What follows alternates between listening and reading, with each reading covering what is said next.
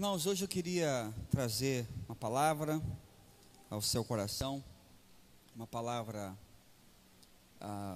difícil, uma palavra que preferia não ter que pregá-la. Existe uma premissa básica na homilética. A homilética é a arte que ensina os jovens seminaristas a pregação. Existe uma premissa básica que diz que nenhuma mensagem deve ser preparada pensando em uma pessoa. O púlpito não pode ser usado para mandar recado para ninguém.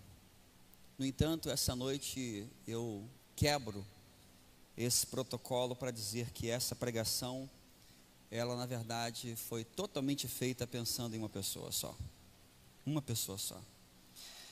Queria compartilhar uma palavra que Deus colocou no meu coração com o tema O Menino do Altar.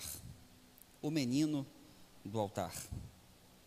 Essa semana foi uma semana bem difícil para nós aqui na PIB da Vila. Gostamos de celebrar. Somos uma igreja festeira. Nos alegramos em reunir, nos alegramos em comer. Também, o povo aqui gosta. Nos alegramos em fazer festa. Nossos batismos não são batismos, são festas. Festa das águas. Nossa celebração de meio de ano, fazemos festas para agradecer a Deus por inúmeros motivos. No entanto, essa semana vivemos uma verdadeira tragédia. Aqui em nossa igreja, nós convivemos com a realidade da morte de uma criança aqui da nossa igreja, do nosso ministério Vila Kids, o pequeno Oliver. 1 ano e 4 meses, veio a óbito na quarta-feira passada, e o seu sepultamento aconteceu na quinta-feira, na parte da manhã, aqui no município vizinho de Rio Bonito. Hoje na parte da tarde, eu, Raquel e Xande estivemos com a Priscila, com o Júnior, seus pais, e acredito que não estando aqui, eles devem estar lá no campus 15, que é bem próximo da casa deles. E não tenho dúvida de dizer para vocês que talvez tenha sido uma das experiências mais difíceis no meu ministério como pastor. Porque de fato não existem palavras que possam consolar um pai ou uma mãe pela perda de um filho. Não existem palavras nem versículos da Bíblia que possa trazer o consolo para o coração de um pai e de uma mãe que perde um filho de 1 ano e 4 meses. Só Deus pode consolar o coração. No entanto, irmãos, nós temos um filtro para enxergar essas realidades. Nós temos dito aqui nas últimas celebrações, e em específico na última, nós falamos sobre esperança. Falamos sobre o desafio de olhar para o futuro com um olhar de esperança. E mesmo não entendendo situações adversas, crendo que Deus sempre tem um futuro melhor para nós. Ter esperança é você ver a vida com os olhos da fé. E mesmo no pior cenário, quem sabe a gente se agarre a algo que reacenda essa chama em nosso coração. E eu confesso que eu fiquei pensando muito se ia trazer essa palavra ou não. Fiquei oscilando, não sabia se era para trazer esse recado ou não. Por fim, eu gosto de ceder às pressões que o Espírito Santo de Deus faz no nosso coração, entender que é para falar. E eu pensei muito sobre isso. Eu fiquei pensando muito nessa família. Até porque acredito, se você é pai ou se você é mãe, é muito simples de você entender isso. Talvez quem não seja pai nem mãe não entenda, mas quem é pai e mãe, se coloque no lugar e você certamente vai entender na hora, no ato.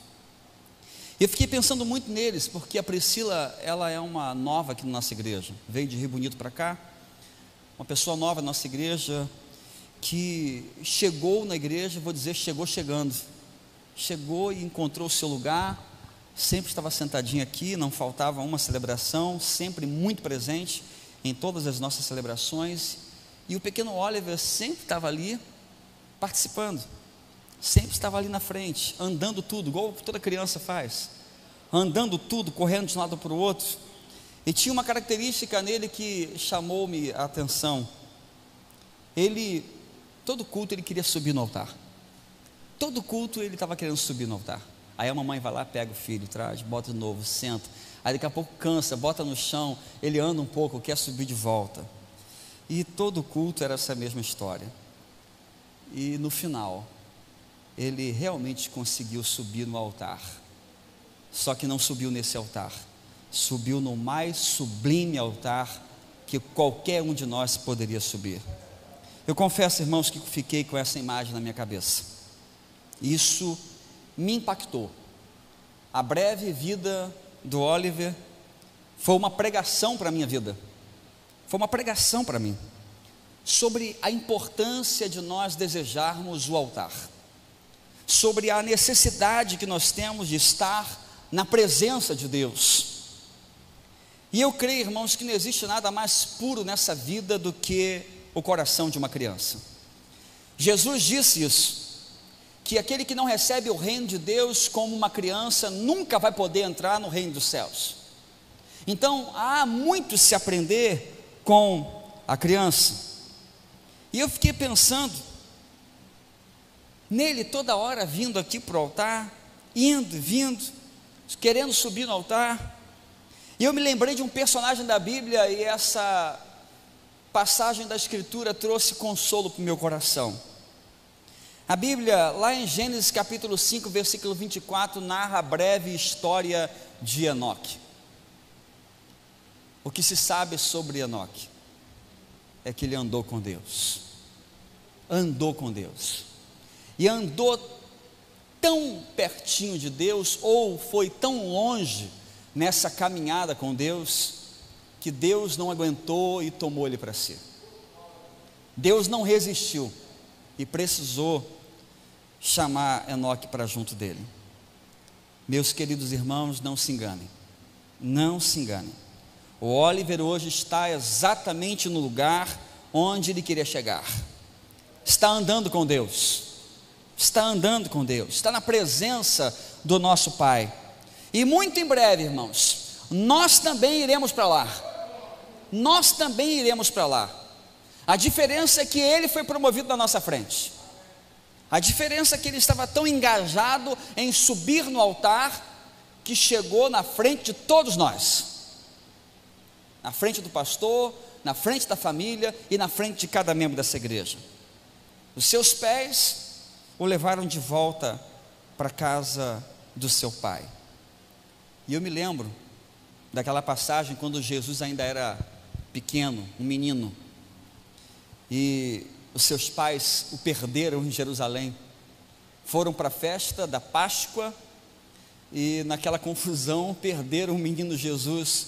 Só 3 dias depois, voltando, encontraram Jesus no templo.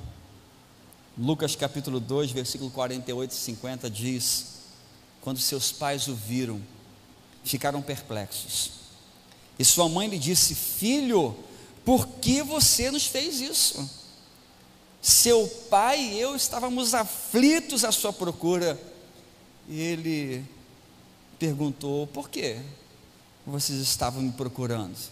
Não sabiam que eu devia estar na casa do meu pai? Mas eles não compreenderam o que ele lhes dizia. Quem sabe, irmãos, naquele dia, os papais do Oliver farão a mesma pergunta: filho, por que você nos fez isso? Por que você foi tão cedo? Quem sabe ele responde a mesma coisa: não sabiam que eu deveria estar na casa do meu pai? A questão é, irmãos, que aqui não é o nosso lugar. A questão é que esta não é a nossa morada final. Nós precisamos estar na casa do nosso Pai eterno. É para lá que estamos indo. Não se engane, jovem. Não se engane, adolescente.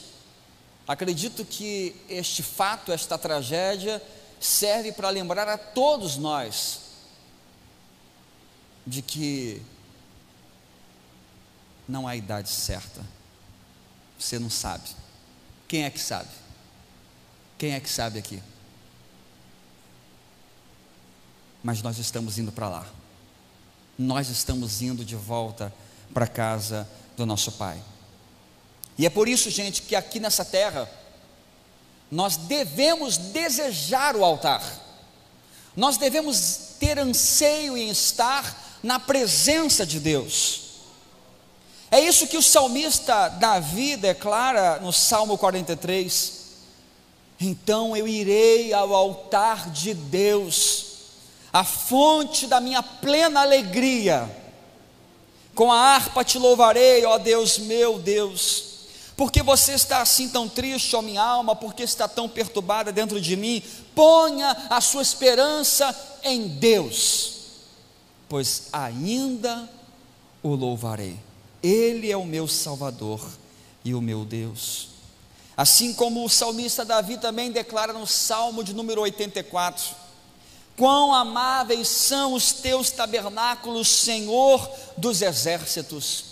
A minha alma suspira e desfalece pelos átrios do Senhor. O meu coração e a minha carne exultam pelo Deus vivo.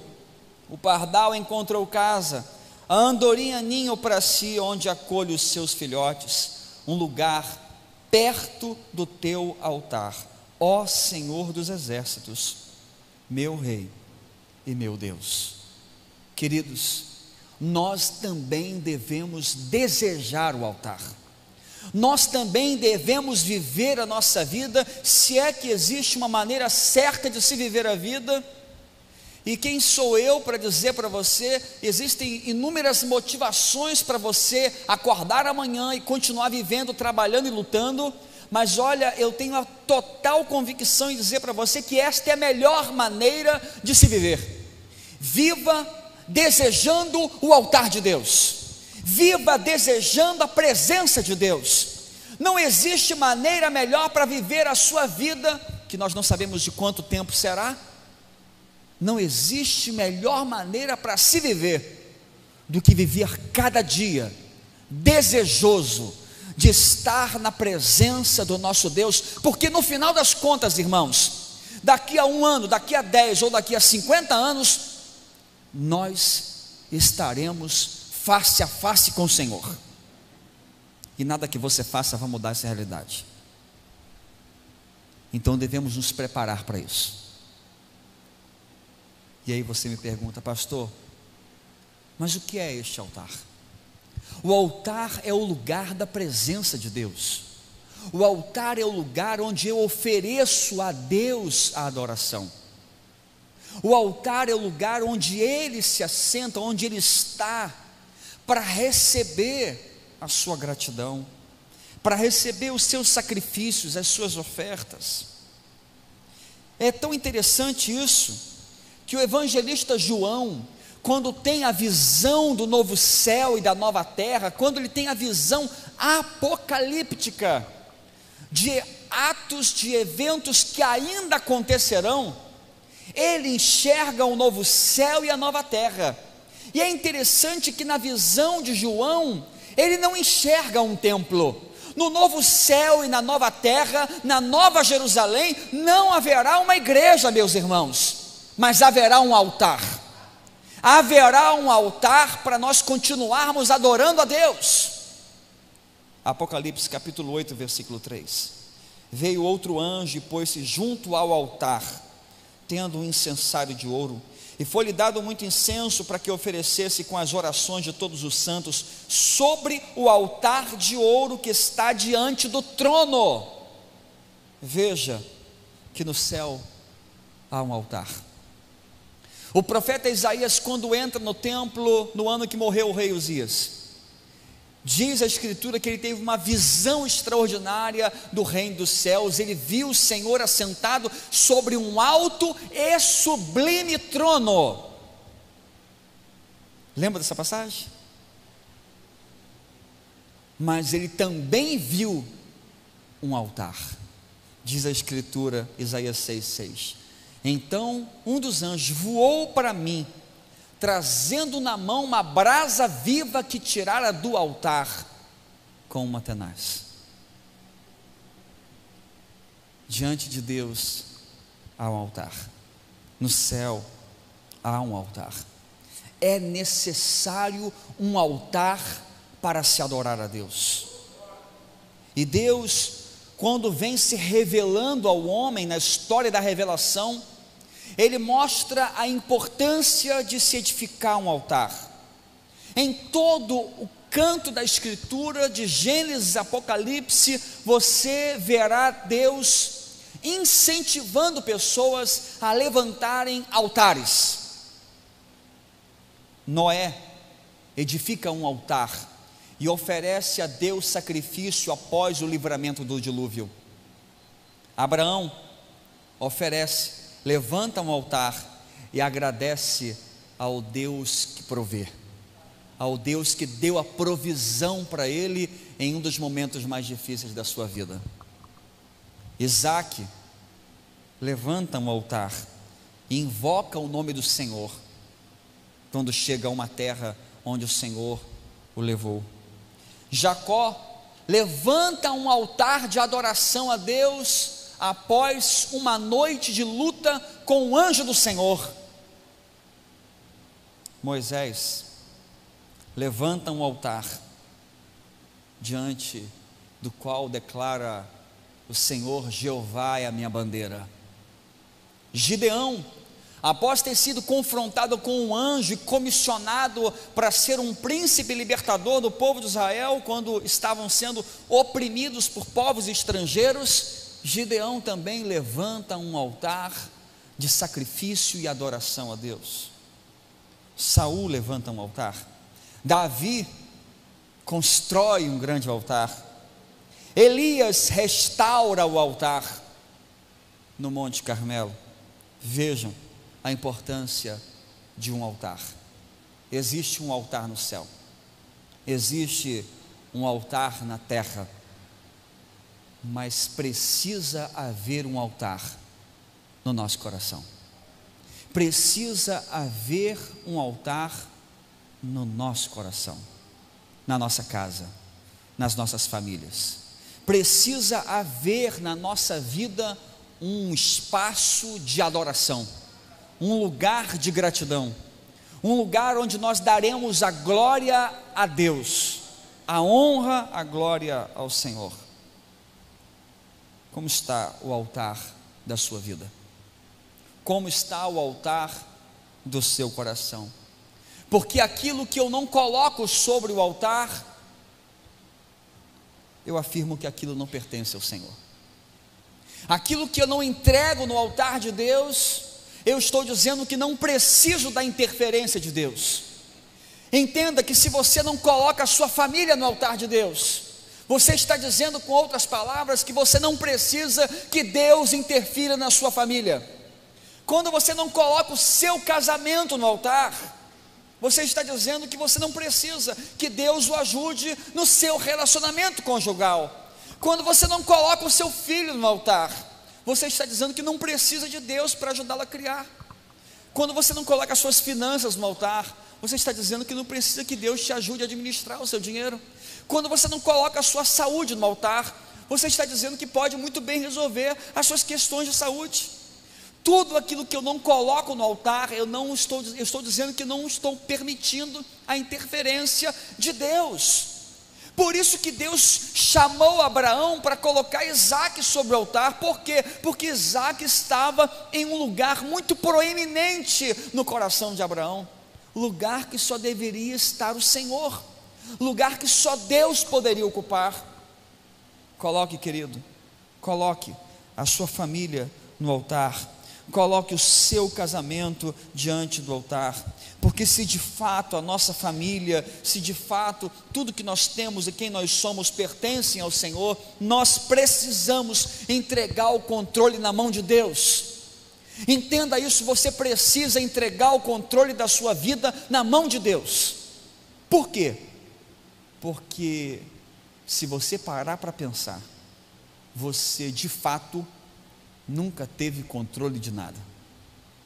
Ou você tem o controle? Você acha que você tem o controle de alguma coisa? Mas eu preciso entregar o controle, Eu preciso desistir de administrar e gerenciar minha própria vida e declarar: Senhor, eu sou incapaz de gerenciar a minha vida, a minha família. Toma conta, porque se o Senhor não fizer, não sou eu que vou dar jeito. É como se nós estivéssemos com um amigo. Imagina você com um amigo na sala da sua casa, e você chega lá, quer fazer aquela sala bonita, né, para o seu amigo. Aí você está lá, ó, fica à vontade aqui em casa. Aí está passando lá um filme, alguma coisa. Olha, você pode mudar o canal da televisão, fica à vontade, bota no que você quiser, mas o controle da televisão está nas suas mãos. E você diz para a visita: fica à vontade, pode mudar o canal à vontade, mas o controle está nas suas mãos. É o que nós temos feito com Deus, irmãos. Nós convidamos Deus para a nossa casa, nós convidamos Deus para a nossa vida, nós convidamos Deus para a nossa família. Falamos para Deus: Senhor, fica à vontade, pode mexer no que você quiser, mas nós ainda não entregamos o controle na mão de Deus. Ainda tentamos administrar, ainda tentamos gerenciar, mas falamos: Senhor, fica à vontade. Meus irmãos, nós precisamos entregar o controle nas mãos de Deus. Amém? Você precisa entregar o controle na mão de Deus, porque se você parar para pensar, você não consegue resolver nada. Entrega para Deus. Salmo 42, você pode abrir sua Bíblia aí? Salmo 42. Salmo 42, ele vai nos ensinar o porquê que nós devemos desejar a presença de Deus. Por quê? Salmo 42 declara assim a palavra de Deus: como a corça anseia por águas correntes, a minha alma anseia por ti, ó Deus. A minha alma tem sede de Deus, do Deus vivo. Quando poderei entrar para apresentar-me a Deus? Quando? Por que nós devemos desejar a presença? Por que nós devemos aprender, irmãos, com essa pequena criança, que domingo retrasado, estava aqui, querendo subir, querendo chegar no altar? Por que nós devemos aprender e desejar essa presença de Deus na nossa vida? Primeiro, porque nós dependemos de Deus. Nós dependemos de Deus. Você pode dizer isso para você mesmo: eu dependo de Deus. Eu dependo de Deus. Nós dependemos de Deus, irmãos. A nossa vida, tudo que nós somos depende de Deus. Não temos garantia de absolutamente nada. Não temos garantia de um minuto do futuro. Não temos. Nós dependemos do Senhor. E é por isso que o salmista declara: como a corça anseia por águas, assim, Senhor, assim a minha alma deseja a tua presença. E eu gosto dessa figura. Eu gosto dessa figura que mostra aqui como a corça anseia por águas. Este animal, que é uma cabra da montanha, ela fugia. O seu predador natural, o lobo, vinha correndo atrás do seu encalço, e a única estratégia que este animal tinha para fugir do seu inimigo que a perseguia é pular dentro da água, para camuflar o seu cheiro, para que o seu predador não a encontre mais. Então ela mergulhava no rio, ela mergulhava em águas correntes para não deixar mais o seu rastro. Ela tinha que mergulhar nas águas profundas para que o seu inimigo, o seu predador, não chegasse. Se não fizesse isso, a morte era certa. Queridos, a morte está em nosso encalço. Você tem consciência disso? Você pode se enganar e falar: não, pastor, eu sou muito jovem. Você acha isso? Estamos aí vivendo uma crise sanitária no mundo inteiro, algo inimaginável. Se alguém contasse para você o que nós estamos vivendo nesses dias, certamente há 3 anos atrás você não acreditaria. Queridos, nessa vida de incertezas, entenda uma coisa: a morte é certa, ela está em nosso encalço, e só existe uma maneira de se viver a vida: mergulhe na presença de Deus, deseje a presença de Deus. Assim como a corça anseia por águas, eu quero estar na presença, porque sei que o meu livramento só pode vir de Deus. O seu amanhã está nas mãos de Deus, meus irmãos. Deseja a presença, porque nós dependemos dele para tudo. Dependemos do Senhor. Mergulhe na presença, se entregue completamente a Deus. Por que nós precisamos? E por que nós devemos desejar essa presença? Porque a realidade que nós vivemos exige de nós uma resposta.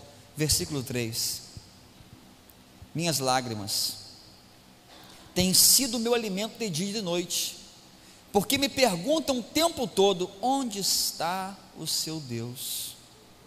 Minhas lágrimas têm sido o meu alimento de dia e de noite, porque o tempo todo me perguntam: onde está o seu Deus? Queridos, quando nós não entendemos uma situação da vida, nós procuramos resposta na nossa própria dor. As minhas lágrimas têm sido o meu alimento. No entanto, entenda que a nossa dor não preenche o vazio de respostas que só a fé em Deus pode nos trazer. Eu vou repetir: a nossa dor não preenche o vazio de respostas que só a fé em Deus pode dar para você. Tentar ler essa história e encontrar uma resposta na dor é um caminho infrutífero. Só a fé em Deus pode nos fazer olhar para uma crise como essa, que essa família da igreja está vivendo, com o coração cheio de esperança, com o coração inabalado. Não adianta, irmão, minha querida irmã, encher o seu coração de sofrimento e de dor. Um dia nós entenderemos o porquê dos nossos sofrimentos. Um dia vai se descortinar diante dos nossos olhos a razão de toda a nossa dor, de todo o nosso sofrimento. A Bíblia fala que Deus recolhe em seu odre todas as nossas lágrimas. Por que Ele o faz? Por que Ele o faz?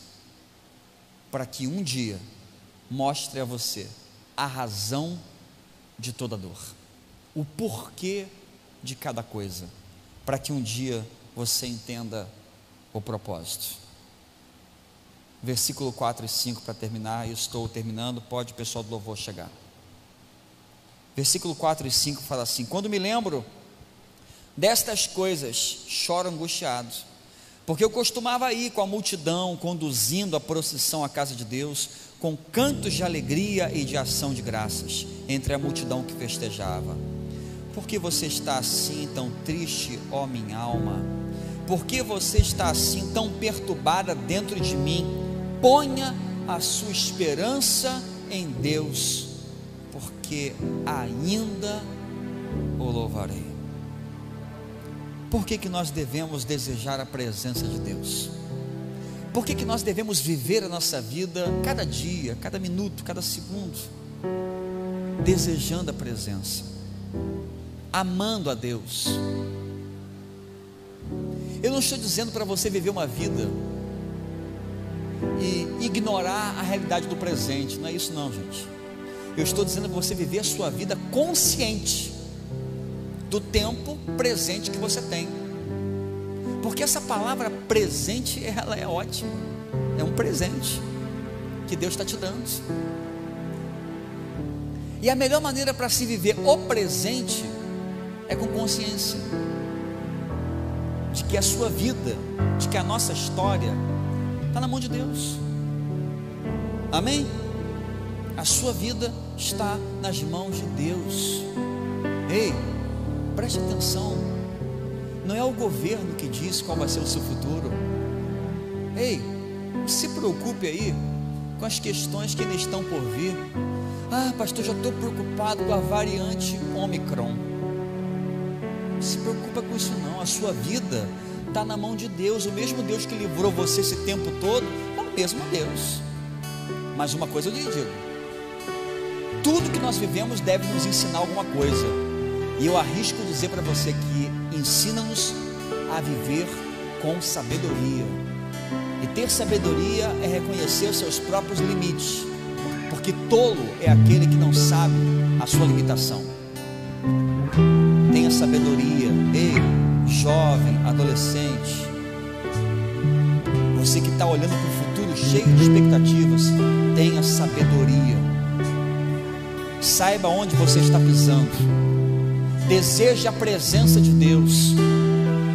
Semeie coisas boas para o seu futuro, para que quando você chegar lá, você tenha frutos positivos. Honre seu pai, honre sua mãe. Viva para a glória de Deus. Você que está chegando aqui hoje, você visitante, você amigo, independente de como estiver a sua vida hoje, quem sabe você chega aqui hoje alegre, satisfeito, cheio de realizações. Tenha sabedoria. Tenha sabedoria. Não se orgulhe, não se vanglorie por isso. Cuidado. Quem sabe você chegou aqui vivendo um momento oposto. Dificuldades, problemas sérios, crise em casa. Tenha sabedoria. Calma. Deus é que sabe da sua vida. Amanhã a sua história pode ser completamente diferente, porque a sua vida está nas mãos de Deus.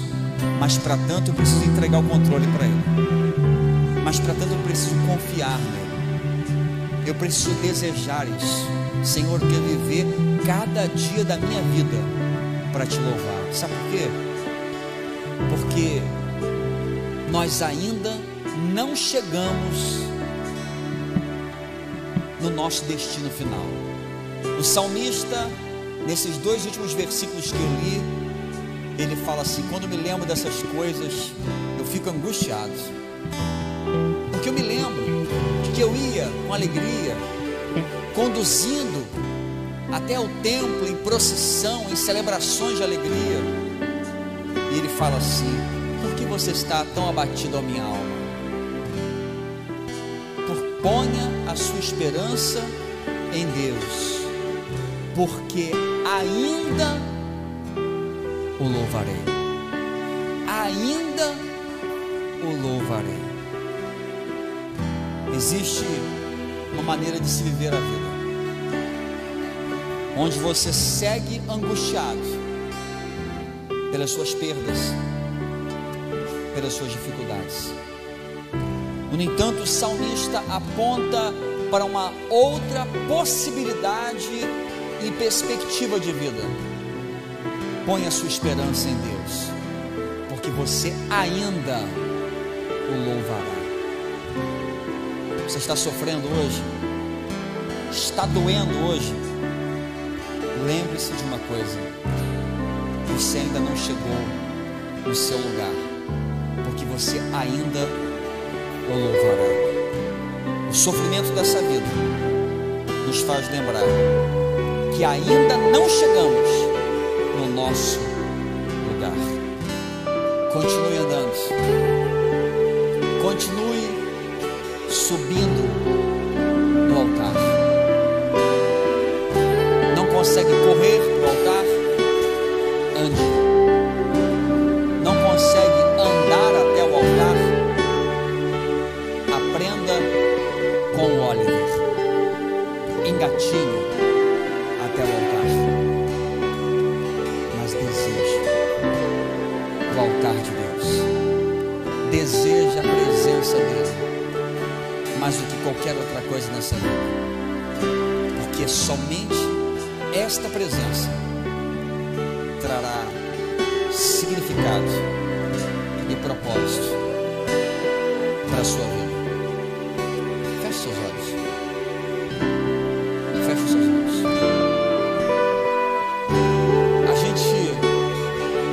vê uma situação dessa, a gente não vê muito sentido, a gente não entende muito bem o propósito. Mas não duvide, tudo está nas mãos de Deus. Tudo nunca fugiu do controle de Deus. Tudo está nas mãos dele. Mesmo que você hoje ande em um lugar sombrio, mesmo que hoje você não encontre direção ou sentido para a sua vida, ainda que você esteja cansado de lutar, creia, tudo continua sendo de Deus, tudo está nas mãos de Deus.